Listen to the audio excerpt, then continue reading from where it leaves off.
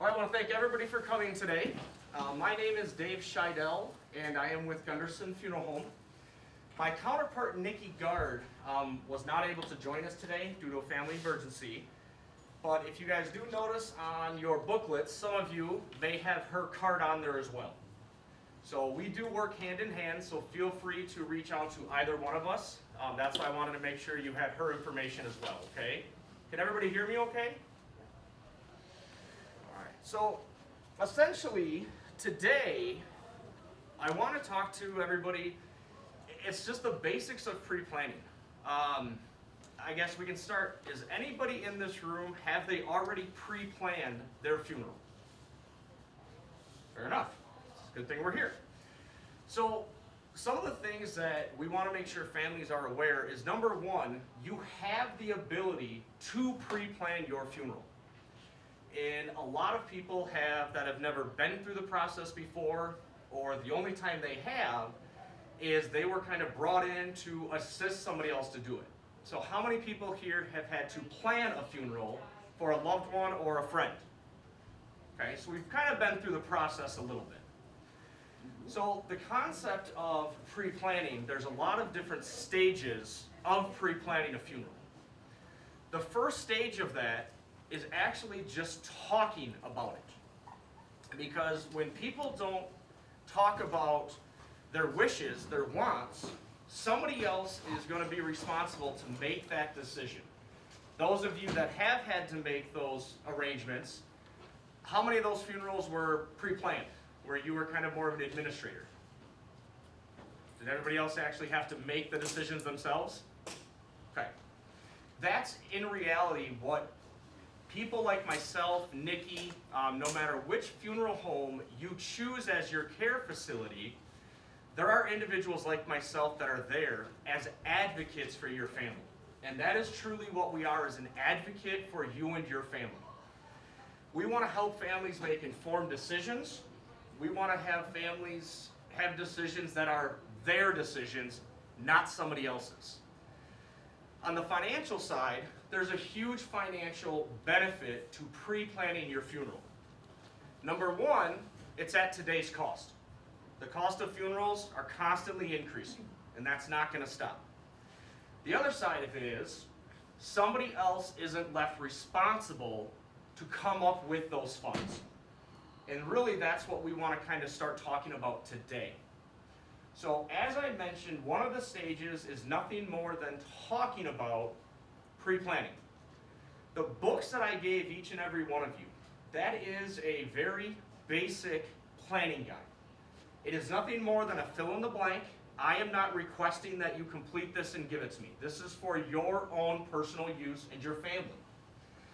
But what it does, it has you guys understand all of the questions that our staff, or any staff for that matter, is going to have to ask your next of kin. And some of those questions are going to be Social Security numbers. Seems common, but a lot of people don't know somebody else's Social Security number. We need date of birth, all of your vital statistics. Those are required to generate a death certificate. So having a reference guide or a reference book for someone to go to, that's what this is designed for. If you choose not to make a financial commitment in advance, this book is the stepping stone. It allows you to indicate your actual wishes. Do you want a full body traditional burial? Do you want to be cremated? Do we want a green burial? Those are decisions that do have to be made, and that book allows it to be in your own handwriting. So it's not us meeting with you, making notes. Down the road we meet with a family member, and they're asking us these questions. We can't make these decisions for your family. And when they see our notes, people question it. But when they see it in your handwriting, they understand this truly is what you wanted. So talking about things openly and writing things down is a huge stepping stone. Just by doing things like this is literally going to put you years in advance, as if you've never done anything in the past. Because these are emotional decisions. There's questions in there about a cemetery of choice. Some of us that want to be cremated, maybe our intentions are to have our remains scattered, placed at the family home, the remains dispersed amongst family members.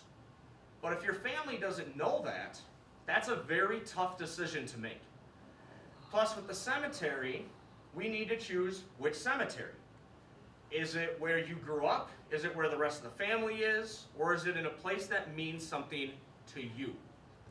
So those are decisions that we want families to make that actually don't cost you anything financially, because it's just putting things in writing. I guess most of us, have we thought about the real basic side of traditional full body versus cremation? And you don't need to tell me which, but is that a decision people in this room have made? No? Show of hands, who has made that decision? Okay. And out of those people, have you informed your next of kin of that decision? Yes? Yes? Okay. So again, that's a stepping stone. Because that is probably the hardest decision somebody has to make for you. To cremate somebody or not. So the fact that that's been discussed is a good stepping stone. The next thing that with cremation, for instance, the cremation rate here in Dane County, we are at about 63%. And that number is only going to increase. I mention that because if you have not informed your family what you would like done with your remains, and we have in our head, the kids are going to keep them. How many people have actually talked to their kids about that? So I've been doing this for going on a decade now, and I used to operate a cemetery. So I have both sides of this piece, and it is amazing on both sides how many families, when I sit down with them and I say, what are the intentions to do with the remains? My kids will take care of it. It's fine, but when I have the kids in the room with me, I ask the kids, are you comfortable doing that? A lot of kids say, I don't want your remains. That means they got to hold on to them. And what I've learned is I have done a lot of burials with families. Remains have been in closets for years because cremation was kept hush-hush for so long as far as religious and burial goes. But eventually those remains, somebody feels obligated to do something with them. But not only is there the emotional of what do I do with them, there's a financial aspect. And when somebody else is left with that financial bill, pretty much what happens is the least expensive option. And is that really what you wanted? So that's why we tell families we need to talk about these things openly. And if you don't want to talk with your family about it, that's when we want you to come talk to us. Allow us to start writing things down for you. Let us create a file that is a reference guide for your family for when the time comes. Again, there is no financial obligation. It is just a matter of writing things down and having kind of a roadmap what we want to create for our loved ones, okay? Has anybody here thought about green burial? Okay? Now, Nikki, myself, and Shed Farley were here a few months ago, and we talked about green burials. There are a lot of options with green burials, so I want families to understand there are cemeteries that are eco-friendly, but you can also be cremated on an eco-friendly side. Because I want everybody to understand what a cemetery is designed for. It's a centralized place to go to pay respects. That is what cemeteries are for. So when families tell us, I want my remains scattered, there's a lot of nostalgia to that, absolutely. But that's why you need to talk to your family to make sure they're comfortable scattering you. And two, do they want a place to go? Do they need a memorial somewhere to go and pay their respects? So there's always going to be decisions that have to be made, and it should be your decision, not somebody else's. And that's kind of really why we're talking about this today, okay? On the financial side, the average cost of a funeral doubles about every 15 years. So we want to take that into consideration. After everything that's happened in light of COVID, we have seen inflation go from 3% to 6%. Everybody here is probably seeing the effects of that inflation now. It's not going to change on this side of it, and we want families to understand that. So the financial side is we can pay for your wishes today, and it's done, bought, and paid for tomorrow. No one else is responsible, and that cost hasn't gone up. So there's going to be more benefits in this regards to talk about it, write things down, be open about it, and then the financial side. Again, if you choose not to make the financial commitment, that's okay. But we need, your family needs a place to start, okay? Just with that being said, who has any questions? Because I really want us to be able to interact and ask questions. That's why I'm here. Can you talk a little bit more about the green burial, not extensively, Sure. because I know you've done that presentation, Sure. but just what I read in the paper seemed like you could have your body placed there and or your ashes. Is that a correct statement? Correct. So with a green burial, there are going to be requirements. Those requirements for a full body are no embalming, because they don't want chemicals in the ground. No burial vault, so it's going to be a natural burial shroud, or it's going to be a plain pine box. That's completely unfinished, no lacquer, no varnish. It is the most natural process you will find at a green cemetery. The Farley Foundation out here in Verona, they have the requirements. Every funeral home in this area, across the country for that matter, if there is a certified green cemetery, those funeral homes know the requirements of that cemetery as far as what they do and don't allow. Typically with a green burial, we can still have services. The body can be shown. With cremation, there's a very specific burial urn that is going to be used to be placed at the graveside. It's something that's natural, something that will decompose. At Gunderson, we work very closely with Shed. He does make urns himself of wood. We have urns that are made of salt, natural salt urns that will naturally break down over the course of time, and it's natural back into the earth. There are obviously some restrictions. The time frame of when the burial happens for a full body, obviously we have a little bit of a time frame we need to work with the family on. The showing of a body, we can absolutely accommodate that. But when you have what's called a public viewing, so a traditional visitation, you are required to be embalmed.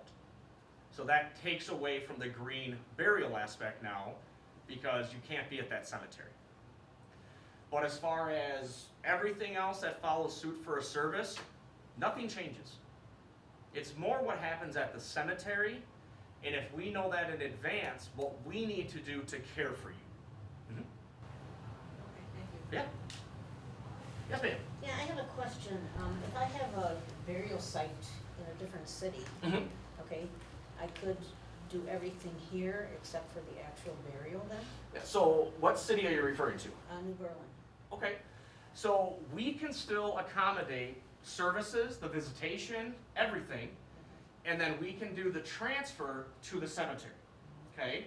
There will be some transfer cost.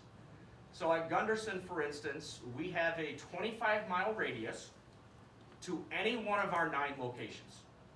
Once we get to that 25-mile mark, it's $3 a mile, one way. I like to let families know that. We don't charge both ways. So we only charge essentially on the way to the cemetery. And that can all be done. We can have graveside services, or the family's not required to be at the cemetery, so our staff can take care of the burial. Okay. Mhm. Okay. Absolutely. Is there a different cost for a given situation? For what? Is there a different cost for per given different situation? There is, it's, the cost for funerals in general are gonna vary based upon how much we do service-wise. So between having a visitation, followed by a service, followed by burial, we've created packages that help have a built-in savings because we're already providing the services during that, so we're not charging a la carte, if you will. Cremation traditionally is going to be a little bit less expensive. The way that I've broken this down forever is the average difference from a cremation service to a traditional funeral service is around $5,000 to $6,000. And the reason that cost is the burial vault, which is required by a cemetery, and your casket. That's your actual difference in cost. I know this is kind of funny to ask. What is the specific reason for the burial vault? All right, burial vaults are for one reason and one reason only: landscaping at a cemetery. What they do is the grave can't sink over the course of time. So a burial vault will have the earth settle at an even rate, so the grave stays nice and level.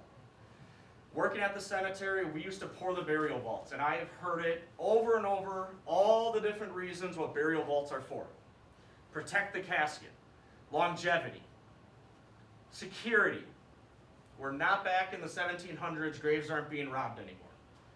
It is strictly for landscaping for a cemetery. So there are different levels of burial vaults, absolutely. And what Nikki, myself, and for the most part, a funeral director is going to explain to a family, the burial vault typically coincides with the type of casket you select. I find that families want more of a natural wood. They like the natural concept. So we're going to look at a burial vault typically that is unlined. It's going to allow the elements to get into that vault sooner. Families that have the mindset of preservation, you look at a burial vault that is lined and sealed. Because Aren't they made of concrete? they're all made of concrete, and concrete is porous. It's what they do after the fact. So you can have a standard grave box, poured reinforced concrete, that's it. You have burial vaults then that have an asphalt spray coating that's going to delay the elements. Then they can do a polystyrene liner or ship's plastic so it won't freeze and thaw during the winter. And then it has a rubber gasket seal. Then they have them stainless steel, copper, bronze. That's when you get into the peace of mind of what a family really wants. So I had a family that really wanted the preservation in mind. That's what was important to them. So they bought a copper casket. Copper does not rust.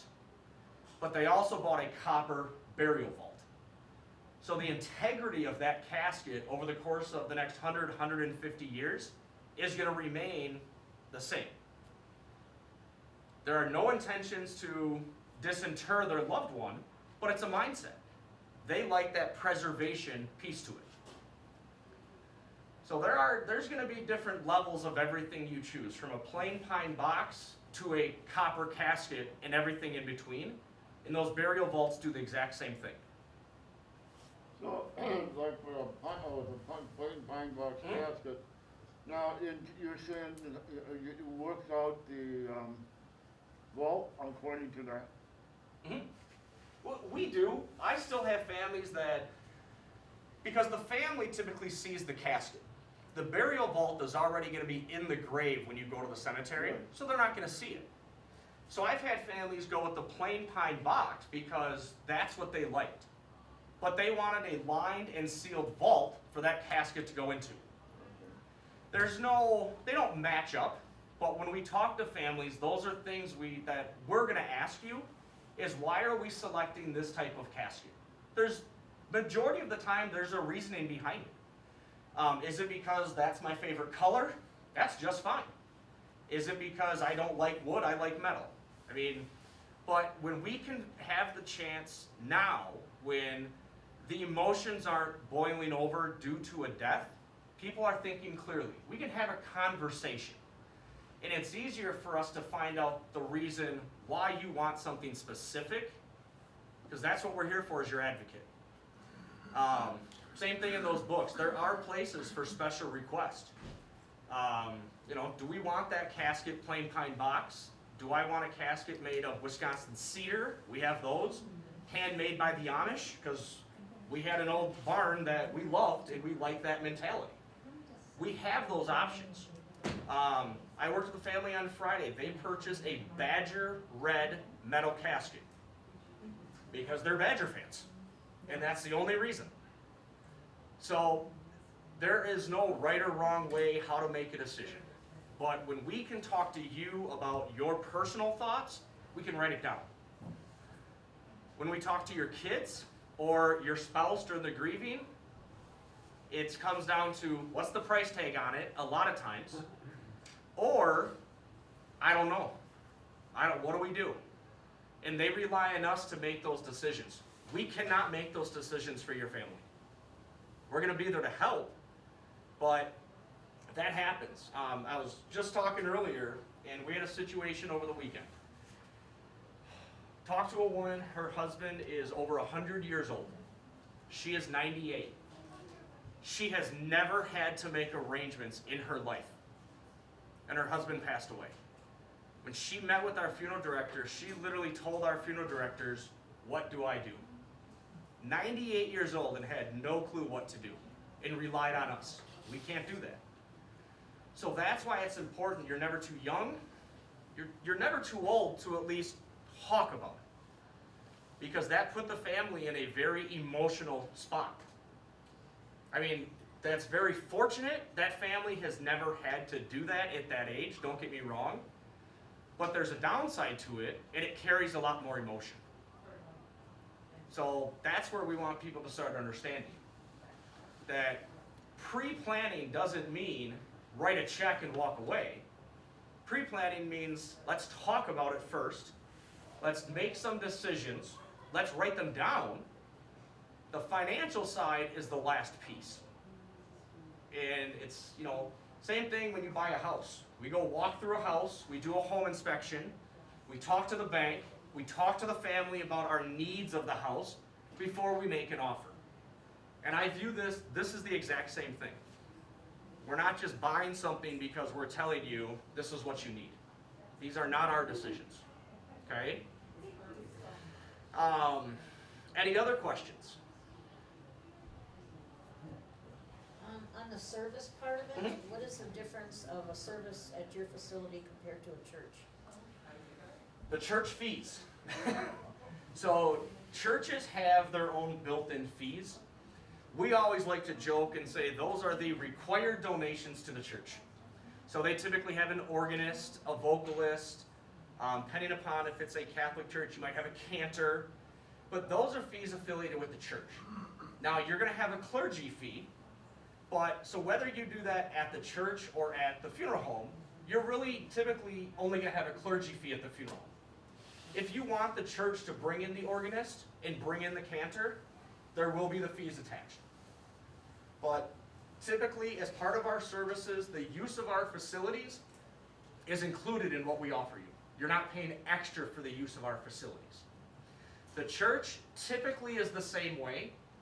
When you do a luncheon at a church, they usually have a required donation for the use of the cafe or for the lunch ladies that make the food. So you'll see a little difference financially. It's not going to be drastic by any means. But most people that are affiliated with churches are familiar that there are going to be additional fees at the church. I don't remember the each how much each other. Do you have a question? Like a church. So the biggest thing we want everybody to be able to take away is when we talk about these things openly and publicly, we want to start generating some ideas, some thoughts. We want people to start thinking about this. Because with death there is a certainty of it. But with that, there's two pieces that are still uncertain. When and where.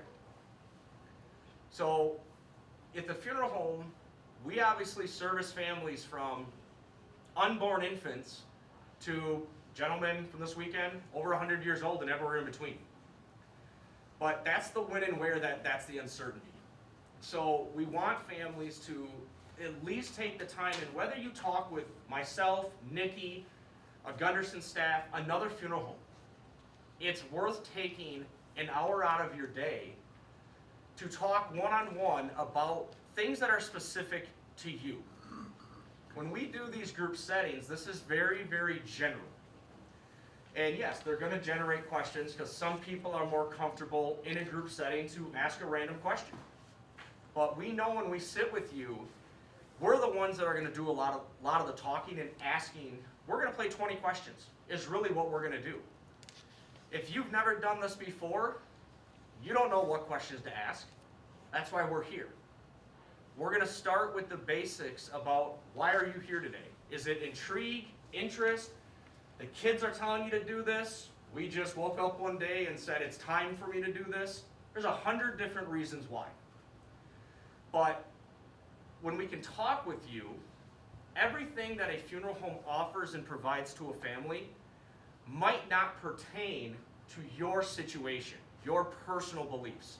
So we need to cater what you want just to you.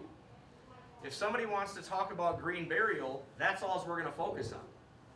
If somebody wants to talk about cremation, we're not going to be talking about burial vaults. So it's not like coming to I always like to say the timeshare presentations, where we're going to show you every timeshare that's available. Some of us just want the free lunch, which I've done it, I don't care. But that's what we want to do. We want to take the time to focus on you. Invite your family, invite your kids. We are fine with that. Because you would be amazed of when the people that are going to be here to sit down with us when the time comes, how many questions they actually have. No one wants to think about, because I get this all the time, when mom or dad tells the kids, I just met with Dave, we just took care of my funeral. The number one response from a kid is, what's wrong? What aren't you telling me? Usually, there's nothing wrong. But people don't typically like to talk to their kids about this. Kids don't like to talk to their parents about this. But you need someone to talk to. So let it be us. If you guys want to work with another funeral home, by all means. I've worked with all of them through the cemetery. And again, there are people like me at these locations that this is all that we do. We are the advocates. We are the advanced planning side of it. So that we can focus on what we need to, not get sidetracked with everything else that gets involved after the funeral. That's what a funeral director is for. So when you see advanced planning, that's me at any funeral home you talk to.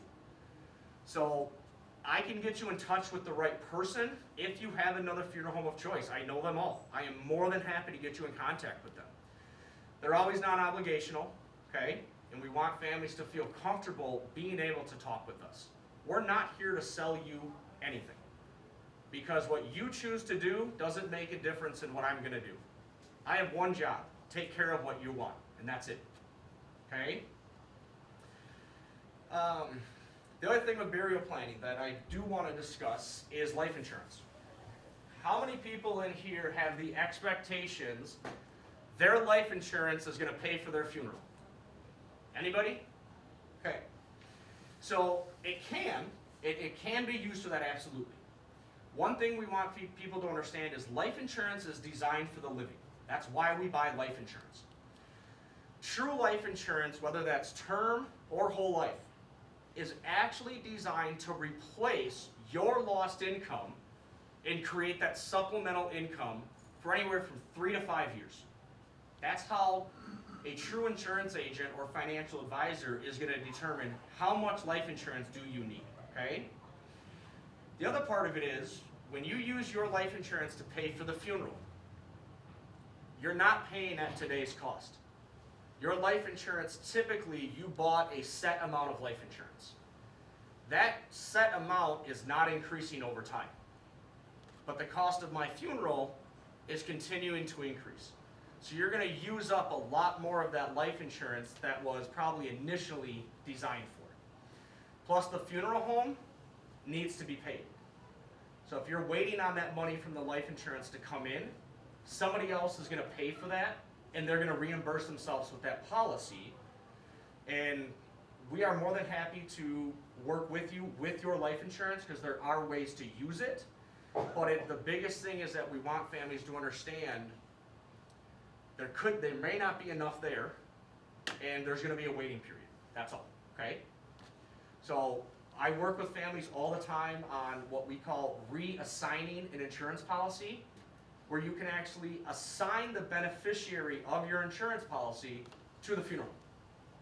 So upon death, they pay the funeral. The hard part with that is, I don't know what the cost is gonna be, because we don't have the funds. So that's where we like to talk with families about the situation, and we're more than happy to do so. For some people, it's the best case scenario. Some people, when we really look into it with families, that's not what we expected it to be. So, but we are more than happy to do so. Mhm. What's the basic cost of average funeral? So if you look at a traditional casket, and we incorporate average cost of a casket, the average burial vault, and cemetery fees, a traditional full service visitation service burial around $15,000. Now that's the average cost. Ways to reduce that cost is the type of casket, type of burial vault, the actual cemetery fees, because cemeteries range in fees depending upon where you're at. Your headstone is usually the most expensive piece at a cemetery. So that's going to weigh in on some factors as well. And then the type of services. Do we want a 2 to 4 hour visitation, the 45-minute church service, and then go to the graveside? Or do we want no visitation, people arrive just to come for the sit-down service followed by burial? That's where we can start adjusting our average cost. But that's what makes the difference when we talk with you. What do you want? On a cremation side, if we do these still full traditional services, but the urn is there, you're typically looking around $10,000 to $11,000. So again, your $5,000 to $6,000 difference, the burial vault and the casket. And that's per person. So I want to make sure we clarify that, because it's not for a couple. There's no 2-for-1 deals. It's hard to believe. It's like, I lost a tooth the other day. That tooth is gonna cost me more than my first new car. Oh yeah. Unbelievable. Yep.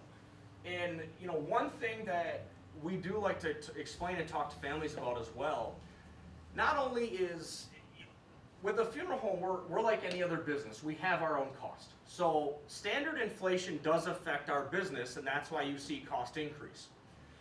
But there's a little bit more to that.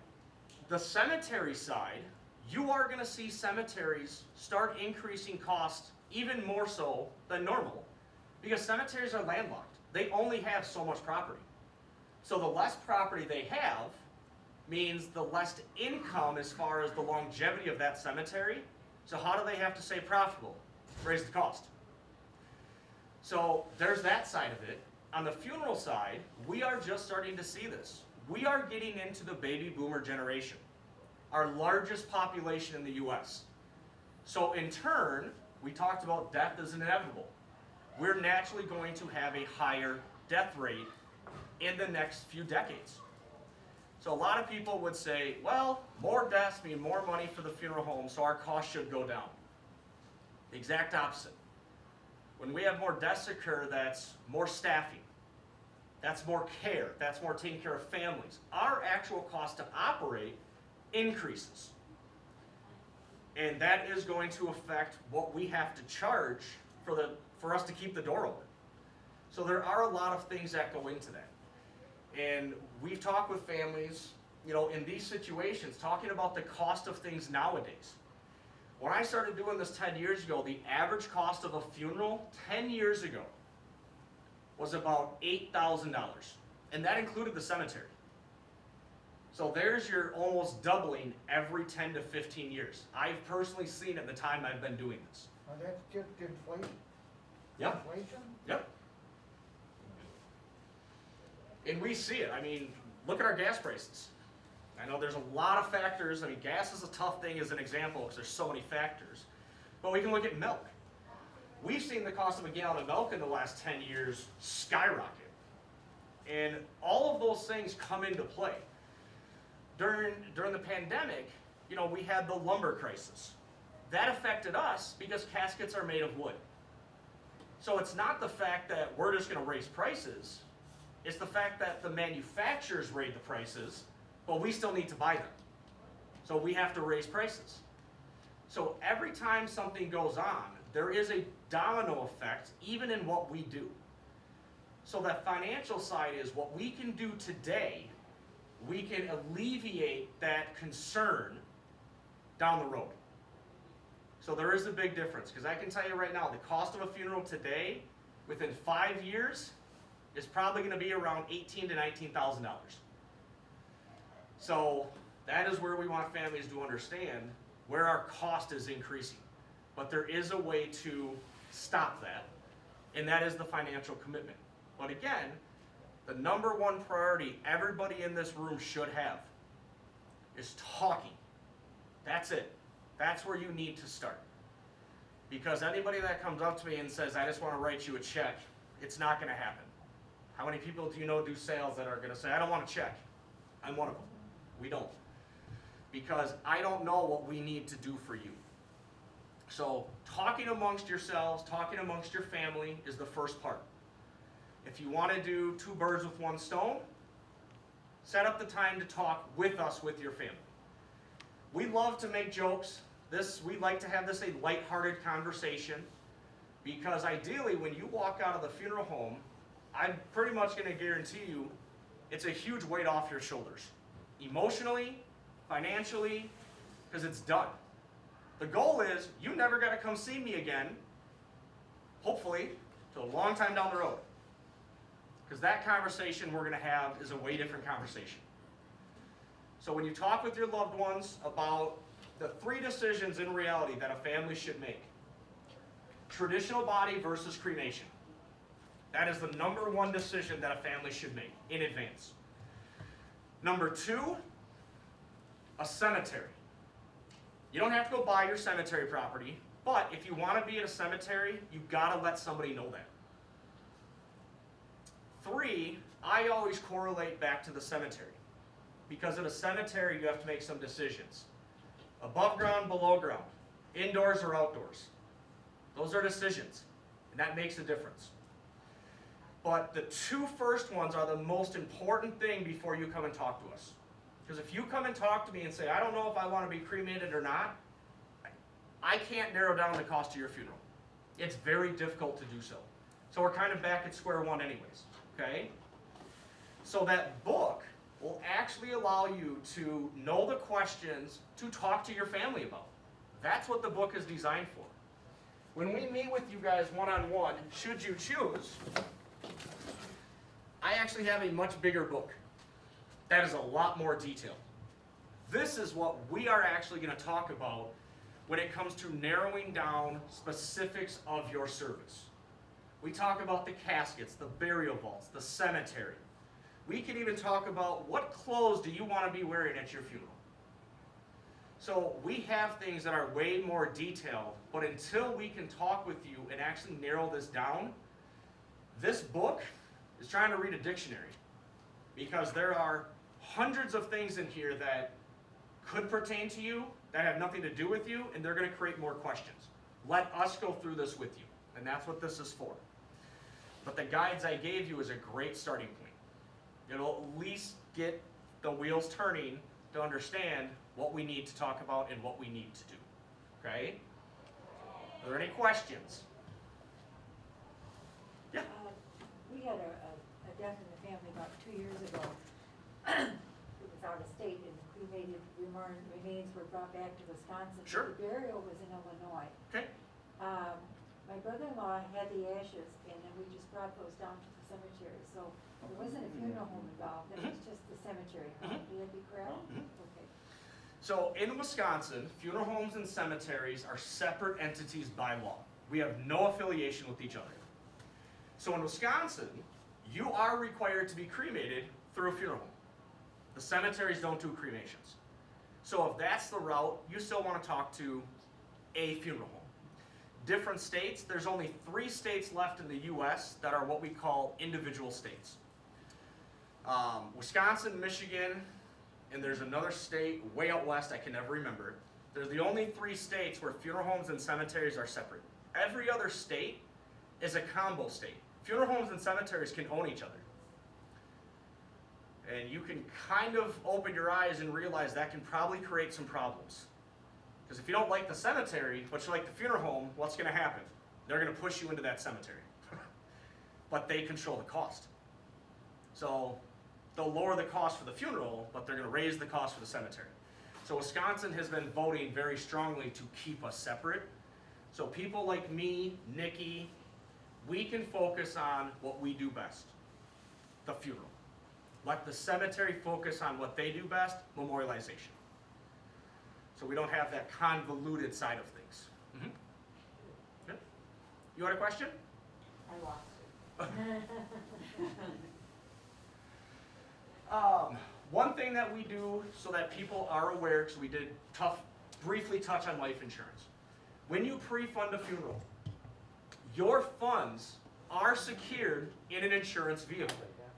It is a whole life insurance policy. What's unique about it is those funds are exclusive for your funeral. So the policy is actually assigned to Gunderson Funeral Home, only payable upon death. By us having an insurance company secure the funds, that is how Gunderson is willing to guarantee today's cost. Because those funds in that specific policy is going to grow over time. Ideally to cover, I want to say, our inflation cost. If down the road that policy has not grown enough to what my costs are, Gunderson takes the hit. Your family doesn't pay that difference. So that's why we are willing to guarantee today's cost. On the business end, doesn't seem like that makes much sense, but we are guaranteeing the future of Gunderson Funeral Home by doing so, okay? In order to protect a family, Wisconsin is one of the most consumer protected states in the United States. So what that means is we make the funds we set aside, this policy is now irrevocable. What it means is there is no cash value. So you can't call me 5 years from now and say, Dave, I need to cash in that policy for my funeral because I need money. That's not an option, okay? But by us doing that, it's a protected asset. So is anybody in here, and you don't have to raise your hand, but had to deal with Medicaid or state aid? When you do that, they make you liquidate all of your cash assets and pay for as much of it as you can before the benefits kick in. And then they tell you you can only have $1,999 in your account at any point in time. So if you have life insurance and you go on Medicaid, they can make you cash that in. They want you to spend your own money first. Make sense? These funds with us, they can't touch. They're protected. So when you fund your funeral home, not only are we guaranteeing today's cost, you're guaranteeing your funeral is actually paid for down the road. So that's the other difference of using private life insurance by doing that, okay? If, for instance, you were to pre-fund with Gunderson, and let's say we decide we're going to move away. We want to go live somewhere else. The funds, however much those funds have grown in value, they transfer to any other funeral home you want. So it doesn't have to stay with Gunderson. You can transfer them. Kind of the caveat with that is the new funeral home probably is not going to guarantee my cost, but you will have all of your funds to go and pay for the cost, okay? The other protection piece is if Gunderson was to quote unquote be bought out, the new company will honor the contract. So nothing affects you as an individual. Everything is still paid for. If Gunderson was to quote unquote go bankrupt, the family actually in that case is given 2 options. You can transfer the full value of the policy plus interest to another funeral home, or That is the one chance you have to cash in the policy. But that's in a very unique situation, because Wisconsin's, again, that's a consumer protected state. As far as Gunderson goes, we are on our 4th generation. Pete Gunderson's son is 32 years old. He is our operations manager. Pete's nephew is 24 years old. He is a licensed funeral director. So we actually have our 5th generation already working in the funeral home. So as far as being concerned Gunderson's going anywhere, I wouldn't be. So I'll just give families a peace of mind. We do have 9 locations throughout the greater Dane County area, and there's probably going to be more in the course of time. So we want families to understand, yes, we use insurance. It is by definition whole life, but it's not like going to your local insurance agent and buying a $15,000 insurance policy. Because that $15,000 policy you bought is going to stay at $15,000. So it's... What did you say this insurance is called? By definitions, it's whole life insurance. So is that any whole life insurance? It is. I mean, it's the same, the way that the insurance is structured, it's whole life insurance. What that means, it's only paid out upon your death, okay? So, I'll bring this up. Has anybody in here seen those commercials originally by Alex Trebek? And that was through Colonial Penn. The $9.95 a month plan, right? Now the gentleman says, "Hi, I'm Jonathan." All right. That is a whole life insurance final expense plan. That's exactly what that is. The unique side of that is that plan for $9.95 a month is for a specific dollar amount of insurance. So let's say it's $10,000. In order to have that rate, it's called a life pay, meaning you are going to pay $9.95 a month until the day you die. So if you do the math, you potentially could pay in way more than $10,000. They're only going to pay out $10,000. So the other part of it is, how are they to determine how much final expense you need? They don't know my cost. They don't know Crest. They don't know Ryan. What they do is they take the zip codes you live in. So even though we live here in Oregon, they're going to use Madison, I guarantee you, because they can sell you a higher policy. Then they're going to take your current age, and they're going to ask if you're male or female. Insurance companies use a math equation, and they do average life expectancy with inflation. So if they pretty much are going to determine, well, based on expectancy, you've got another 15 years to live. This is how much insurance you need to buy. That's what they tell you. So if they tell you it's going to cost $15,000 in 15 years, now that you've talked to me, do you believe them? If that's what the average cost is today? Because that's not what they do. They're going to factor in, well, this is the average cost. Average cost is 3%. Average cost is not 3% inflation. We all learned that this year. So you're either going to overpay your policy, because you're going to say, well, I'm going to buy the max I can, $30,000. When the time comes, your funeral only costs $20,000. Where do you think that $10,000 goes? If you're on Medicaid, it's going to the state of Wisconsin. It's not going to your kids. It's not going to your spouse. So it's kind of it's nothing more than a marketing ploy to make it seem, it is very cost effective, don't get me wrong. In certain family situations, that might be your best option. But I'm not going to guarantee my cost. You can tell me you bought that plan for $20,000. Kudos to you. But until you pass away, I don't know how much your funeral is going to cost. Unless we take care of it today. So basically, in essence, you're saying by working out to lock everything in now, it actually pays in the long run. Yeah. Yep. Your policy is guaranteed to grow in value because we're going to guarantee today's cost. So if the funeral today costs $15,000, 15 years from now it's going to cost $23,000. You only paid $15,000, but it actually paid out, quote unquote, it paid your $23,000 bill. That's the difference. Mm-hmm. So I always like to share that analogy because I see that commercial 30 times a day when I get home from work. Yeah, I've looked at it and wondered. And I think it's also by thousand. Yep. That's $9.95 or whatever Yep. it is per thousand. Yep. And that's in the very small print. Yeah, so if you want a $30,000 policy, You're gonna pay for it, big but time. they're not gonna tell you that. No. You know, so, yeah, you can lock it in, but again, you're buying a specific bag of insurance, and that bag's not gonna get any bigger. So with us, the same analogy, you're gonna buy this bag of insurance, and technically, it is going to get bigger. You'll never see it, but you'll also never get a bill from us either.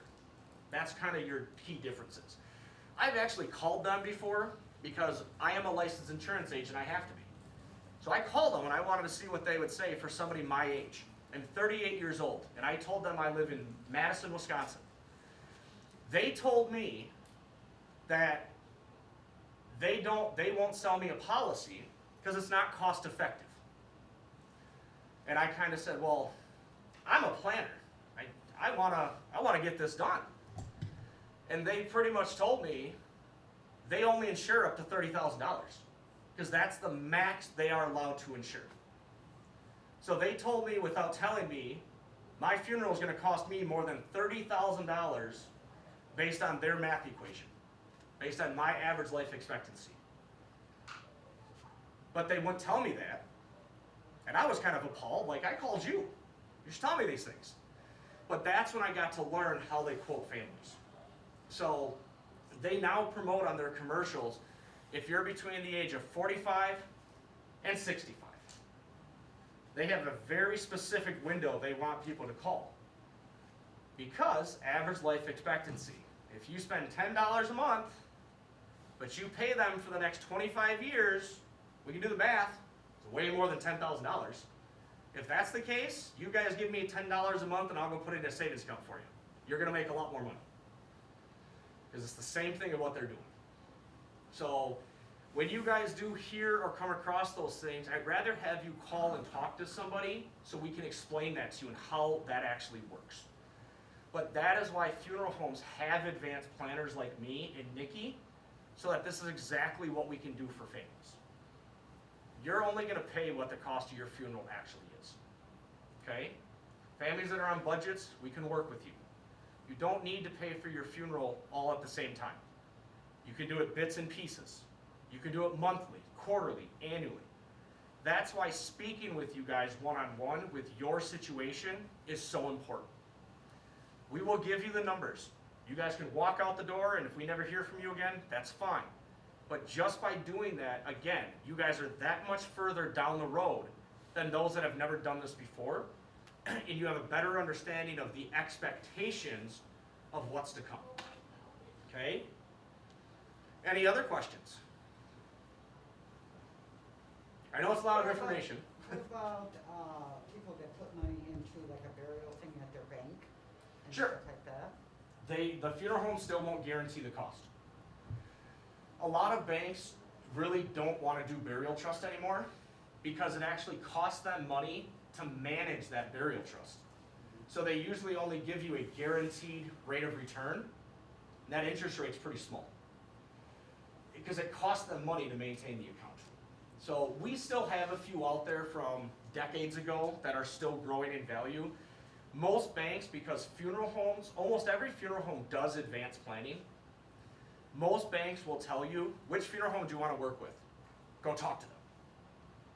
And we've closed out burial trust and rolled it into these policies because now we can start guaranteeing some cost because we have the funds. Mm-hmm. Yep. What funeral home covers on Scott County? Covers what? Scott County. The what? What funeral home would be in Scott County? Oh, in Sauk County? Yeah. That's a good question. Because our farthest one out is Black Earth and Cross Plains. Is that where your cemetery's at? Actually, it's in Scott, yeah, it's in Scott County. Okay. And again, it doesn't matter where the burial spot is, it's the funeral home itself, to be honest. But it also depends on if you guys are looking to have services. That usually is where families determine which funeral home they want to use, is what they want to do for services. So when we're done, I can look it up to see what specific would be the closest.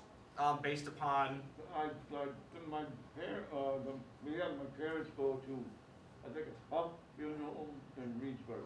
okay. Okay, yeah, because as we get up to that area, I mean, we're gonna be Black Earth, Cross Plains, then Lodi. That's kind of our, if you triangulate that, that's where we would be at. Yeah, we can look up for a specific location if you wanna talk to them, absolutely. Otherwise, I'd probably sit down with you to kind of get the rough idea of everything and then Yeah. I'd like to. More than happy to, that's why I'm here. So when you talked about insurance, that's what I was thinking, at one time I was thinking, well, I was looking for life insurance, Mhm. to help do that. Plus if I had enough of, family. But now you're kind of steering me to a different location of reciting things. Yeah, doing what we call private insurance through a local insurance agent, the only benefits that you're gonna get is you have a dollar amount you're paying for it. That's it. But if you're buying it specifically for your funeral, do it through the funeral home. Because you're either gonna buy a $20,000 policy that's only worth $20,000, or you can buy a $20,000 policy, quote unquote, with us, and it's worth whatever it needs to be down the road. And that's the way that I have to look at that. Because an insurance agent, they're not gonna tell you, yeah, your funeral will be this cost down the road. They can't do that. Yeah, right, I know what you Yep. see what you mean. Yeah. So that dollar amount of what a funeral would be after all the things are dotted and crossed. Yeah. with So, the yep, so we, meetings together to know exactly the Yep. casket and everything. Yep. Now, like flowers and stuff like that, all the, we can Okay. estimate Yeah. all of that into the policy. okay, Yeah. but, now, and does that change the average cost of, funeral? We incorporate that with our averages. Okay. Yep, so the obituary in the newspaper, the cost for clergy at the church, flowers, death certificates, in our averages, we incorporate all of that in that amount. The only thing we really don't incorporate is the cost of a headstone. Because headstones can vary in cost in the thousands of dollars. Yeah, And some cemeteries sell headstones themselves, some cemeteries work with private companies. Places like Naturopath Sanctuary, you have to have a natural stone formed from the soil in the state of Wisconsin. wow. So your cost could be nothing if you go in your backyard and find one, but you gotta get it engraved. You don't have to, but, so that's why when we do our averages, we will incorporate the average cost of a burial site, the opening and closing fee, which is the cost to excavate the grave. And really, that's the cost at the cemetery we're going to factor in, because the burial vault will be through the funeral home, the caskets with the funeral home, all of your services, the flowers, obituaries, that's all done with us. So when I tell a family that's your average cost, that's everything less the cost of a headstone. Because by law, you can have an unmarked grave. So I don't want to put that average in for anybody. If you're cremated and you are placed in essentially what's called a cremation niche, an above ground unit, that usually has a granite front, and that engraving or the plaque that goes on it is actually part of the property cost at the cemetery. That's all included. So we could add in, to be safe, another $3,000 for a single or $5,500 for a couple for the cost of a headstone, get us close to $20,000. But it's too difficult for me to tell a family that type of average. I know the cost of them at Roselawn because I was there for so long.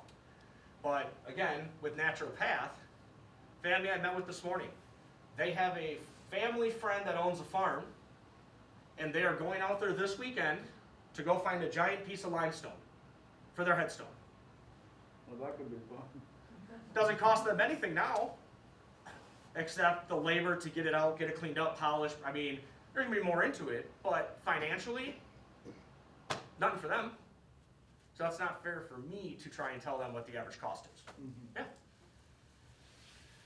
Well, I want to thank everybody for coming today. I hope it was informational. It's a lot of information, I am fully aware. I do this about 10 to 15 times a week. So anything, if I spoke too fast, something didn't make sense, let me know, okay? Otherwise, as we said, the sun is peeking out, so I'm gonna tell everybody to go enjoy the sun while we still have it.